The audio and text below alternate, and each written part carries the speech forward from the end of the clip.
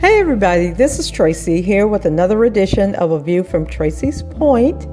And as soon as I decide to talk about this T.I. and Tiny case, if you saw my video the other day, I was talking about the fact that they were becoming more visible, sort of testing the waters to see what the response would be. And in that video, I talked about the New York attorney, Tyrone Blackburn, basically coming out on the same day as the versus was taking place and trying to spread this story or get traction for a story about him taking on a new accuser, but that story really didn't go anywhere. Well, now it's coming out that the Los Angeles Police Department has opened an investigation into a woman's claim that she was drugged and sexually assaulted.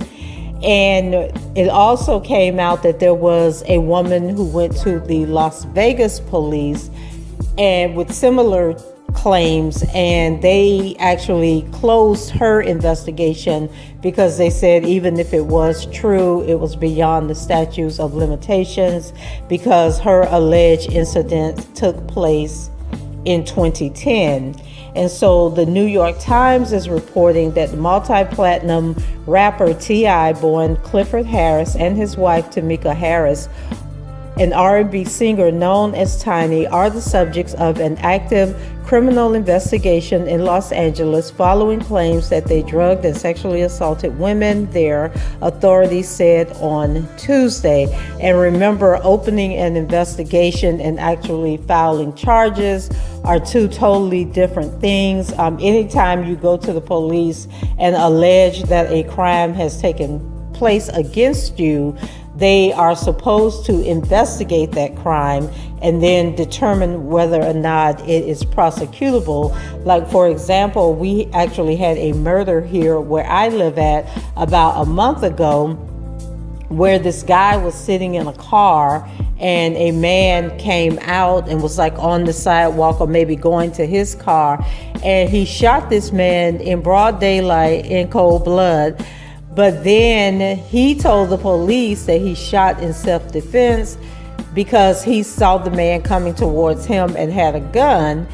And then when police interviewed witnesses, the witnesses couldn't get their stories together, but they all were in agreement that there was someone, that the man who was shot and killed did have a gun. However, someone came up and took the gun and ran away, but they didn't know who that guy was. And so the police said that that murder charge had to be dropped because even though they believed that he killed this guy on purpose, they wouldn't be able to corroborate his story or, say one way or the other whether the guy had the gun and was attempting to shoot him, or if he just had the gun and the shooter saw it and panicked because the witnesses couldn't get their stories together. So just wanted to point out that distinction between doing an investigation and actually leading to charges. So Tyrone A. Blackburn, a lawyer representing multiple women who have made accusations against the Harrises in several states, said that one of his clients had met virtually last month with detectives for the Los Angeles Police Department regarding an incident that occurred, are y'all ready, in 2005. A police spokesman, Officer Jadar Chaves, confirmed that the investigation into T.I. and Ms. Harris was active.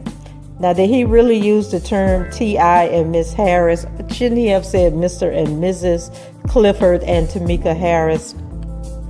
So the woman, a military veteran who requested to remain anonymous to protect her family, said in an earlier interview with the New York Times that she met the famous couple in the VIP section of a Los Angeles club.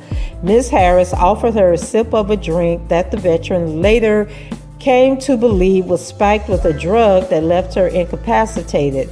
T.I. and Ms. Harris then raped her in a hotel room, the woman said, calling the incident a life-altering trauma. The couple has denied any instances of non-consensual sex.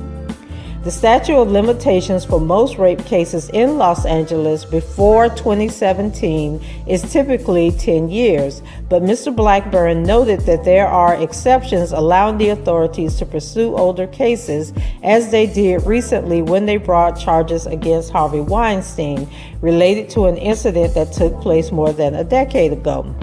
The Los Angeles police declined to discuss the investigation except to confirm that it was active.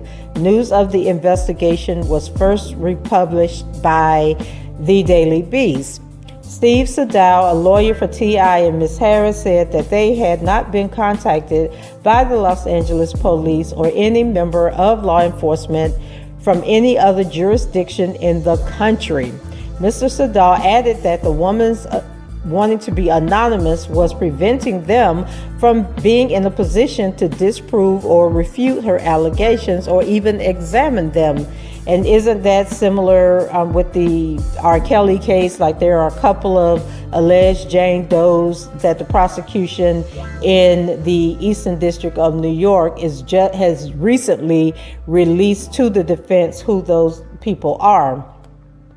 So in February, Mr. Blackburn sent letters to law enforcement authorities in Georgia and California calling for criminal investigations on behalf of 11 people who said they had been victimized by the Atlanta-based couple or members of their entourage. The letters described eerily similar experiences of abuse, forced ingestion of illegal narcotics, kidnapping, terroristic threats, and false imprisonment at the hands of T.I., Ms. Harris, and their associates. And I'm just really having a hard time taking this article serious that a publication as renowned as the New York Times is actually referring to them as T.I. and Ms. Harris. So at the time, representatives for the couple called the claims a sordid shakedown campaign. In a statement on Tuesday, Mr. Blackburn said he was pleased by the progress of the investigation in Los Angeles. The identities of the women are known to law enforcement, and that's what matters, he says. We await further updates from the LAPD. In addition to the military veteran who spoke with investigators, Mr. Blackburn said in an interview that he represented at least 2 additional clients who wished to speak with the Los Angeles police. One woman, Rochelle Jinks, originally met T.I. and Ms. Harris in Las Vegas in 2010 when she said she was drugged and assaulted, according to a police report filed there this month. Ms. Jinks said she was then transported to Los Angeles by the couple and again forced to engage in sex acts. Mr. Blackburn said that he expected her case to be referred to the Los Angeles police. The Metropolitan Police Department confirmed in a statement that it had received a claim of assault involving the couple, but said that the incident fell outside of the statute of limitations for the crime. Based on this, the case was closed, which is standard procedure for crimes reported outside of the statute, the Las Vegas police said. A third woman, referred to anonymously in Mr. Blackburn's letters to law enforcement, was an old friend of Ms. Harris who started working for the celebrity couple in 2005, traveling with them from Atlanta to Los Angeles as part of their entourage. Mr. Blackburn wrote in the letters that the couple had, quote, forced her to engage in acts with different women against her will.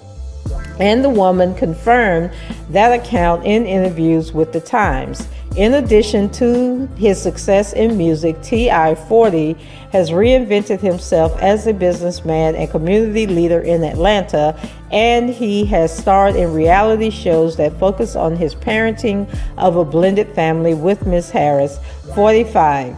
Production of the show T.I. and Tiny Friends and Family Hustle was postponed by VH1 and MTV Entertainment following the assault allegations earlier this year. So what do you guys think? Is this case building momentum, or is this account or this investigation going to end the same as the Las Vegas investigation, where they're going to close the case because they're going to say that, it's beyond the statute of limitations? And then what type of evidence does this woman have that any of this took place? Does she have some soiled panties that she held on for 20 something years? Does she have pictures to prove that she was in the club with them that night? Does she have witnesses? Like, what is the information that she has that is going to connect her and T.I. and Tiny to that night and prove that something happened? And then how do you prove that, they forced her to do this, that they drugged her? Like, did she go to the hospital and have some blood work done, a drug test done? What is the proof in all of this that any of this happened? And so it will be interesting to see if more people are going to jump on this bandwagon. I'm not impressed by people telling the same stories over and over again, because all of us know how to say the Pledge of Allegiance, right? Like, we were taught in kindergarten how to say the Pledge of Allegiance. So it is not impossible, for multiple people to be telling the same story, identical stories, and it be a lie. You guys know I believe in show me the evidence. Just because somebody makes an accusation and say this happened, I don't have to believe them just because they're women. I want to know, what is your proof that this happened? And why did you take forever? Why did it take, Sabrina Peterson coming out and rallying the troops for you to come out and say that this happened to you? So just wanted to bring you all this update. Go ahead, leave your comments below, rate the video, and subscribe to the channel if you haven't done so already. And until the next time, I shall talk to you guys later. Bye-bye.